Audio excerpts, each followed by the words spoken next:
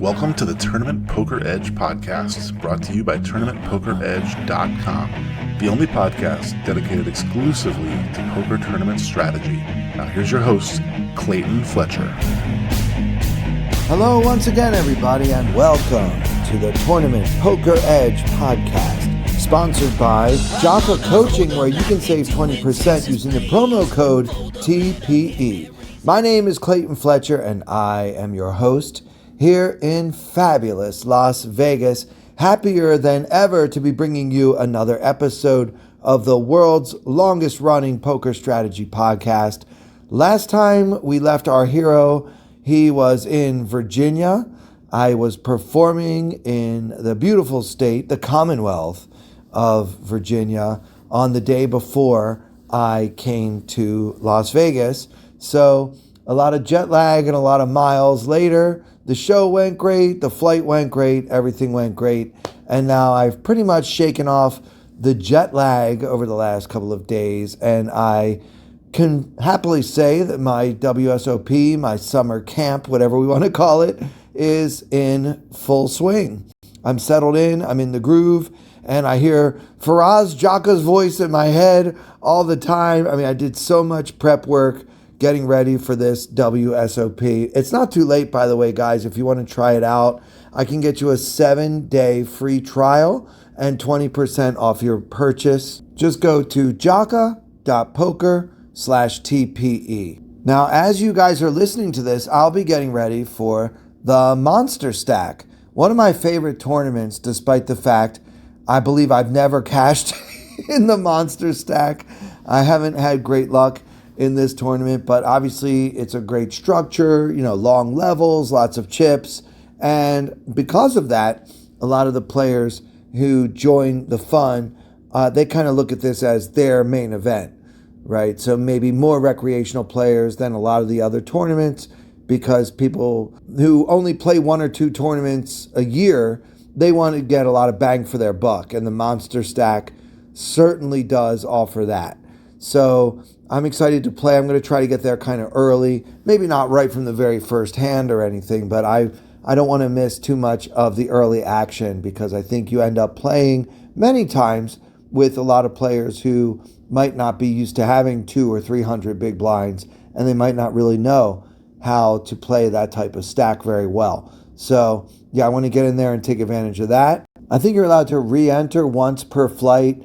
I don't think I'll be doing that, though. Probably if I bust out of the Monster Stack, I'll just call it a day. I'm trying not to put myself into too many spots where I can cash in a tournament and still lose money. So I know there's not really a difference, like if I play two different $1,500 tournaments on 2 different days, or if I play the same tournament twice on the same day. But there's just something about me, my own psychological problems or whatever. I just don't really like to keep re-entering things. So only if it's really juicy, like the $600 PLO deep stack the other day. Those of you following along on my Substack already know this, but yeah, I did re-enter that particular tournament just because it is that juicy. Lots and lots of limping, lots of people not really knowing what they even have. So yeah, it's got to be that good for me to jump in again. Otherwise, I'd rather just start fresh with a new day and a new stack. I mean, what's the rush? I'm here for 7 weeks. I have my own way of doing things to keep my sanity or whatever. But yeah, I'm excited for the Monster Stack. I'm also excited for MGM Grand this weekend. They've got a $500 mystery bounty. It's a really fun place to play. If you guys have never been there, I really encourage you to check it out. Come say hi to me at MGM Grand this weekend, where I'm going to be playing as part of their summer series, the $500 mystery bounty. It's a bit of a different vibe there. It's a little bit more of a throwback, where the casino is right there when you're playing poker. And I kind of like that. It kind of creates action. Maybe people who don't even know how to play poker walking by the poker room on their way to a slot machine or something, and they're like, hey, maybe I'll go play some poker. I've definitely seen it. I was there once during Super Bowl weekend, and the action was absolutely wild. So you can find me there this weekend at MGM Grand. They have 5 starting flights, Saturday, Sunday, and Monday, June 6th through 8th. And yeah, come say hi. I promise I don't bite Yeah, it's going pretty well, guys. I'm off to a decent start. I've won some in a cash game. I cashed in an online tournament. I made day 2, actually, of the $1 million mystery bounty with a $250 buy-in. So you guys know how I feel about mystery bounties. I will look all over town to find all the mystery bounty tournaments that I can play. And so, yeah, I'll be playing on Monday, day 2 of this thing. I have like an average stack right now, about 25 big blinds or so. And I do intend to stream all the action with cards up on a slight delay. If you guys want to follow that, you can do so for free. Twitch.tv/Clayton Comic. Okay, I'm just Clayton Comic on Twitch. You can follow along for free. You can see my cards. You can interact with us. And to make things even more fun, I'm going to do a giveaway. 1% free roll to one of my subscribers, but you have to be in the chat on my Twitch page. So, yeah, 1% of all my mystery bounty prizes, the mystery envelopes only in this online bracelet event. And we'll do a random drawing and I'll give a free roll to one of my subscribers. 1% absolutely free. I love being here for this. It's just the time of year when I get so excited. I'm happy to be in Vegas, feeling probably more prepared than I ever have for any previous WSOP. Between Jaka and GTO Wizard, which is my solver of choice. I'm ready. I'm just ready for all the poker that is yet to come here. And speaking of GTO Wizard, let's review last week's strategy hand using this excellent solver tool. See what the solver has to say about the play of Jared Mangini, who is going to be our big blind. Just to refresh your memory, this is definitely an ICM spot, which anyone who's been listening for any length of time knows is not exactly my strength, but it's day 8 of the main event in 2025. 20 players left.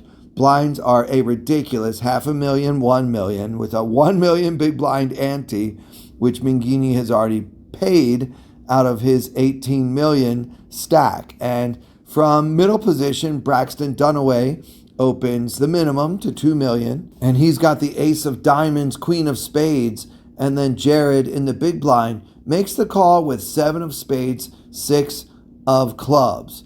Just to check the line here real quick, Wizard says yes to both players. Of course we open ace queen off, and maybe less obviously, 7-6 offsuit is a call even with the ICM considerations. It's pretty much the bottom. Actually 5-4 is the worst offsuit hand we should call with. You can also call with ace 4 off, king 7 off, 10-8 off, and any suited hand. So that seems like a lot of hands, especially for some of us who might think you're supposed to play tighter with a short stack. But one of the many things I managed to learn this spring with all my coaching and everything is that we actually want to be more open when we have a shorter stack. It's actually more time to gamble to some extent. It's not like we're going to shove and get it all in with 7 high right now with 20 players left in the main event. But I know there was a time in my life when I would have thought that should be a fold, although to be honest, I probably never would have folded it myself anyway. Okay, at this point, there's 5.5 million in the middle, and the flop comes ace, ace, 7 with 2 clubs, and Hero has the 7 of spades, 6 of clubs. So Hero checks, and then Dunaway bets 1.5 million into the 5.5 million pot, and Hero makes the call. You guys are already going to be surprised to learn that GTO Wizard never ever calls in this situation with 7-6 off. We actually want to fold our hand 96% of the time, despite having made a pair. So weird, right? Why are we calling with 7-6? This is an above average flop for 7-6 off. But yeah, we're supposed to check fold 96% of the time and raise the rest, never calling. We do call with 7-6 suited 8% of the time though. But to be honest, it kind of makes very little difference on a board like this. It might just be a way that the wizard randomizes how often we end up having a 7 or whatever. I really don't know, but it's strange. So from here till the end of the hand, we'll just pretend we had 7-6 suited. It won't materially change the outcome or strategies of the hand. Still, even when we have the 7-6 suited, we only call 8% of the time and fold over 67% of the time, raising the rest. So yeah, the solver leans heavily towards folding 7-6 on this flop, suited or not. So in real life, we called with 7-6 off, and the pot at that point is 8.5 million, and the turn is the 6 of diamonds. So we have the weird 3 pair on a board of ace, 7-6. At this point, Hero checks again. Dunaway bets a little over half the pot, and Hero made the call. So Solver loves this now. Even though we wanted to fold on the flop, I guess when we get to this point, we're in it now. We're calling 94% of the time. So good on you, Mr. Mingini. And now the pot is almost 20 million. Hero has only 8 million remaining, and the river is the tray of spades, completing nothing at all other than the extremely unlikely 5-4. And again, Mingini checks, and this time Dunaway shoves and Mingini throws it away. All right, let's see what the wizard thinks about this fold here. It's solver approved, but not very strongly. This is actually an 88% call and a 12% fold. Not sure why. I'm guessing it has to do with pot commitment considerations, like how can we put in this much of our stack. It just feels like the guy's going to have an ace so much. But I guess the point is he probably wouldn't bet like even a hand as strong as pocket kings again. So I suppose that the villain in this hand is polarized, and that might be why we have to call so much, because it still is technically hard for him to have an ace, and we don't think he would bet other hands besides an ace or better unless he's bluffing, and then we can actually beat all those bluffs with our meager pair of 7s. I don't know. I'm not the greatest solver analyst in the world, but if you guys want to try GTO Wizard out for yourself, I've got a deal for you. You can get a 24-hour free trial period, and then when you're ready to buy, you'll save 10% just because you used my affiliate link, which is gtowizard.com/p/TPE. All right, well, before we go, let's just do one quick hand. This is just going to be a short one, but it's a hand that I actually played this week here in fabulous Las Vegas. I was playing at the Wynn Poker Room, which is my favorite poker room in town. An $1,100 buy-in, part of their summer series, a $1.5 million guaranteed prize pool. You start with 40,000 chips and blinds of 100, 200 with a 200 big blind ante. So plenty of starting stack. I got there early. I was excited, ready to get into the mix. I was at a shorthanded table, and one of my opponents was the oldest, most clueless guy you can imagine. Like when we first started, we were like four-handed, and he was limping in under the gun at a four-handed table, which hopefully if you're listening to this podcast, you know that's not GTO Wizard approved. Anyway, this guy was playing very erratic, very strange, very indecipherable poker, and he was kicking my butt. He was running great. He was basically owning me, leading out with top pair when I had second pair, and just, making these tiny little bets I couldn't fold to, and just owning my soul and my spirit and my sense of self. I mean, this guy was unbelievable, and he destroyed me early on. And then they moved me to a new table, but I'd already lost over half my stack at the first table. So I get to this new table, which is full, and I recognize one of my opponents because I've tangled with him, I believe, at the Wynn in the past. He's a Russian guy. I remember him being extremely aggressive. And in the little bit of time I've been sitting at this new table, I see him being his usual Russian aggressive self. We're at the end of level 4, which is 300, 500 with a 500 big blind ante. and I have only 18,000 in my stack. Not too bad. I mean, we still got 35-ish big blinds, so it's not like panic time or anything like that. But we do see a lot of much bigger stacks around the table approaching the first break of the day.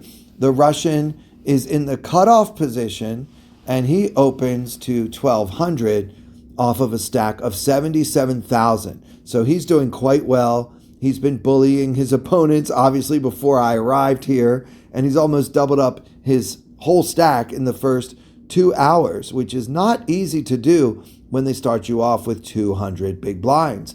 But he's obviously running pure, and so he opens from the cutoff. They fold it to me in the big blind, and I've got the Jack of Hearts, 9 of Spades. So what do you want to do with Jack 9 from the big blind facing a raise from an aggressive opponent in late position? I think we don't want to be 3-betting a hand like this one. We just want to call. I think it's probably a pure call and see a flop, which is what I did. And now with 3,200 in the middle, and we've got about 16,000 in our stack, so an SPR of right around 4.5.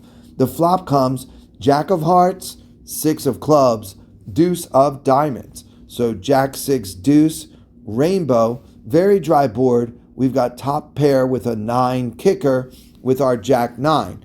I checked, and my opponent bet 800 into the pot of 3,200, which is 25%, a small C bet, which I expect him to do with so many hands that I can beat right now. But I find that against opponents like this, I'd prefer to just take it down now. Like when he's got ace queen, ace jack, whatever, those kind of hands, king 10, I want him to just go away. So I check raise him to 3K, hoping to protect my hand. And then very quickly, villain shoves. You know, remember, he's got 77,000, so he's not putting himself all in, but he's putting me to the ultimate test. And I don't know. I mean, against most opponents, I think we can fold. It sucks to put in 3,000 of your 18,000 and then have to fold for the rest when you have top pair, which might be an argument for not check raising, but I think we do have some check raises with top pair in this situation against a late position open. But yeah, he 3-bet all in over the top, and now I've got to decide for my whole tournament this early. It's not even 2 hours in yet, and I've got to make a big decision. It's like another fine mess I've gotten myself into. But, you know, against this opponent, especially given our history, I'm not really going to be folding top pair very often. I took a deep breath, made the call, and was very happy to see my opponent turn over the ace of diamonds, queen of diamonds. Remember, the flop was Jack 6 Deuce with 1 diamond. So he's kind of semi-bluffing with some overcards and some backdoors.